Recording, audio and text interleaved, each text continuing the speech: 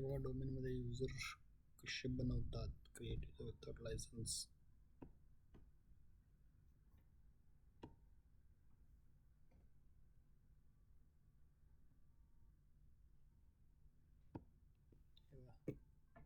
User कसे create करतात त्याला रिफ्रेश झाला का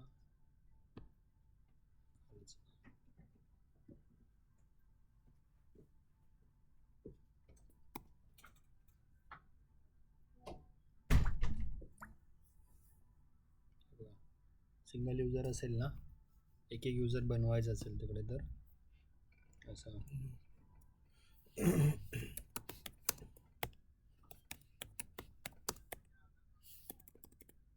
हे तुझं आहे ना ते.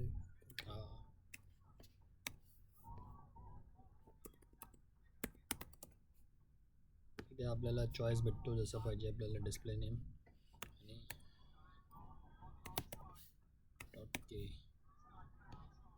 ते टेक ऑटोमॅटिकली क्रिएट पासवर्ड, म्हणजे तो ऑटोमॅटिक क्रिएट होणार पासवर्ड. जर आपण नो केला तर आपल्याला डिफॉल्ट कुठे माहिती आहे, डिफॉल्ट पासवर्ड असतो वेलकम @123 असं, आणि required this user to be change at the first. म्हणजे जसं तू पहिले लॉग इन केला, आपल्याला हा टिक केला आपण तर चेंजचा प्रॉम्प्ट येतोय. जर नाही पाहिजे असेल आपल्याला तर हे काढून टाकायचं. नेक्स्ट, आता जो युजर क्रिएट केला आहे त्याला लायसन्स कुठला द्यायचा आहे. आता माझ्याकडे हे 3 लायसन्स अवेलेबल आहेत. O365 चा बेसिक, पॉवर ऑटोमेशन आहे सगळ्याच्याच असतो, आणि हा एक टीम्स रूम्स आहे विदाउट ऑडिओवाला. कुठलाही एक देऊ शकतो मी जर समजा त्याला हे दिलं. किंवा आपण create user without a product licence, म्हणजे फक्त युजर पाहिजे मला, नंतर डिसाईड. म्हणजे इथे तसंच होतं, पहिले युजर क्रिएट होतात नंतर त्यांना, तर तरी मी त्याला टीम्सचा आणि ठीक याला नाही देत कसलाही. ओके करतो याला. नेक्स्ट, इथे त्याचे रोल्स विचारतात. ॲडमिन सेंटर ॲक्सेस, त्याला काय काय द्यायचं आहे, म्हणजे एवढे रोल्समधलं कुठलं तरी एक रोल द्यायचा आपल्याला. आपण इथे त्याला देऊ ग्लोबल रीडर किंवा देऊच नाही. नो. प्रोफाईल म्हणजे तो त्याचं डिपार्टमेंट, कुठे काय करणार तो, जसा आपण फोन नंबर शोधतो ना त्याप्रमाणे. नेक्स्ट, काहीच नको आहे मला. फिनिश. हा झाला एक एक करून. ठीक आहे, जिथे दिवसातून महिन्यातून 1-2 येतात तिकडे चालतो, पण आता लवकर हायलाईट नाही होणार हा. थोडा त्याला रिफ्रेश करावा लागेल आपल्याला. आले. पण आपल्याला मल्टिपल युजर बनवायचं असेल तर ॲड मल्टिपल युजर्स, इथे आपल्याला ऑप्शन आहे, एक एक करून भरू शकतो आपण. तरी हा मॅन्युअल वर्क आहे. जर असं नको आहे आपल्याला तर I would like to upload an CVS SV file. तर यातला कुठला तरी हा ब्लँक आहे आणि हा डेझिग्नेटेड आहे, तर आपण घेऊया ब्लँकवाला हा डाउनलोड करायचा.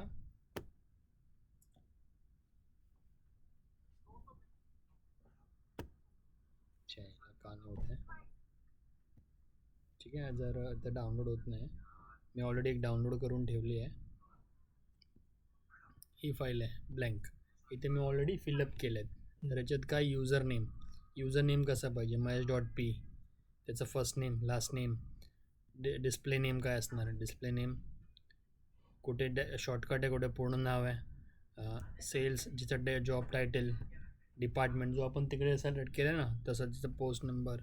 इथे बघू आपण काय करणार माहिती आहे का, इथे घेऊ हा एक टाईपचा एक्सटेन्शन.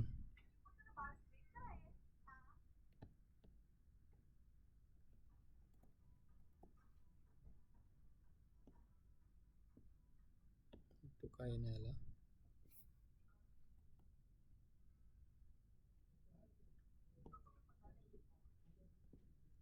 काय रे, काय सीन आहे, माहिती आहे नंबर येतो. सोड, जाऊ दे, ठीक आहे.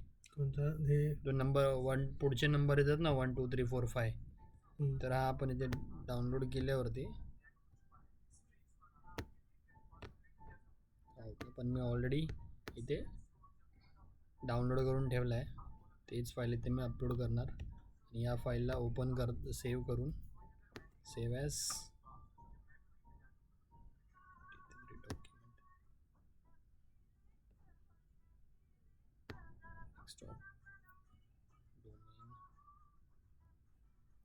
युजर करून CVS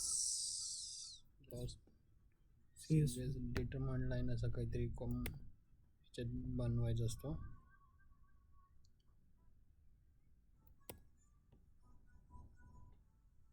हे CVS फाईल बनवला आणि पुढे जातो. ठीक आहे, इथे जाणार.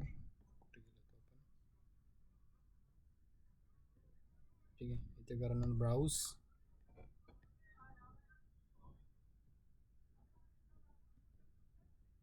हे जे युजर आहे करणार ओपन.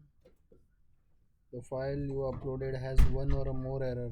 Please view errors.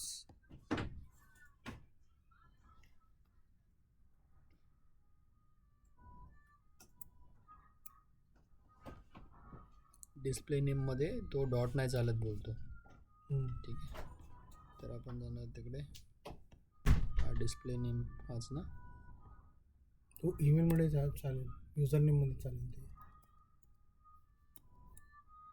आपण नावं सोडून टाकू ना.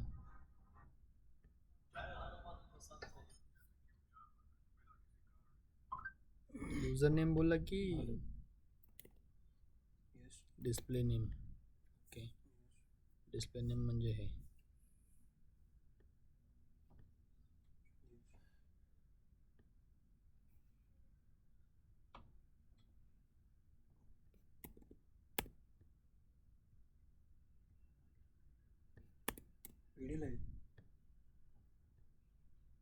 हे जे ना हे उचलू आपण. पेस्ट करूया. इथे राहिलंय काही तर टाकू.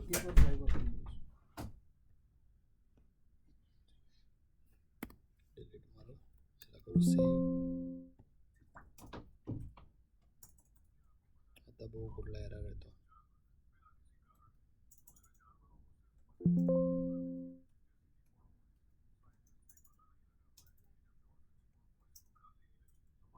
आता काय एरर आला.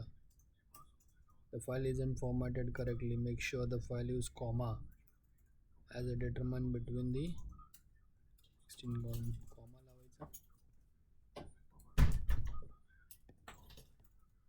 थांबा, अजून एक फाईल आहे आपल्याकडे, तो सॅम्पलवाला. त्याच्यात कसं हवं आहे त्यांना हे बघा.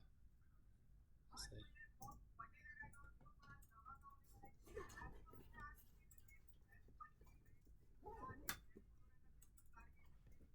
कुठं कामं लावायचं कळतोय.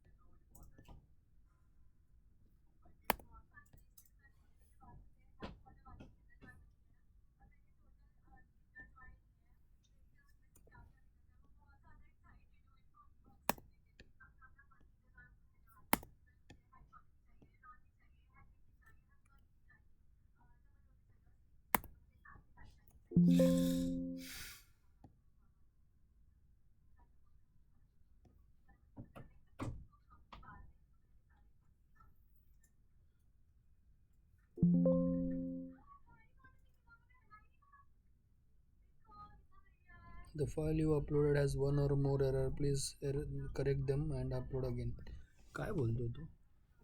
This file isn't formatted correctly. Make sure the file use comma as a between the column 6. Format change केला तर त्याचा जो आपण CVS नाही, तर त्यांना जे फॉर्मॅट पाहिजे.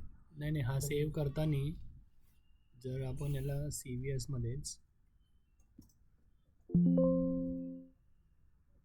डिटरमिन कॉमा सोडून CVS फाईल कशी येते, हे डॉस वाली केली तर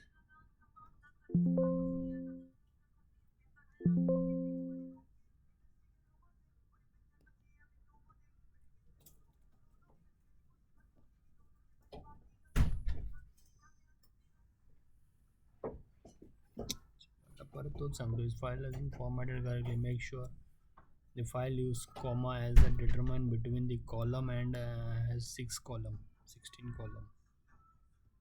तुमचं झालं की नाही गोल्डन एमचं?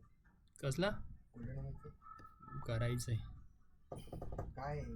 आम्हाला पण सांगा. सांगायचं आहे सांगू आम्ही पण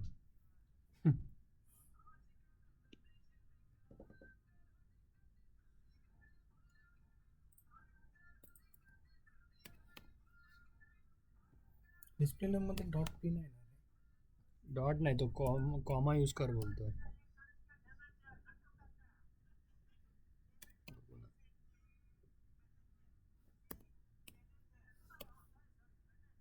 तो ॲक्च्युली एक्झॅक्टली काय बोलतो तो बघू ना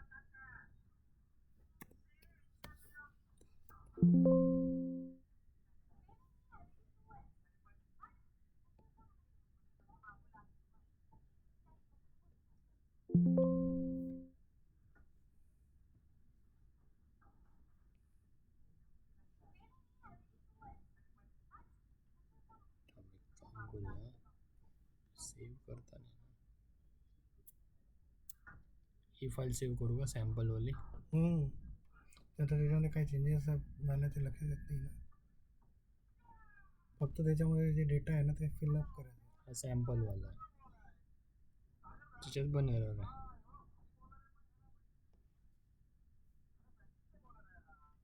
ईमेल आय डी डोमेन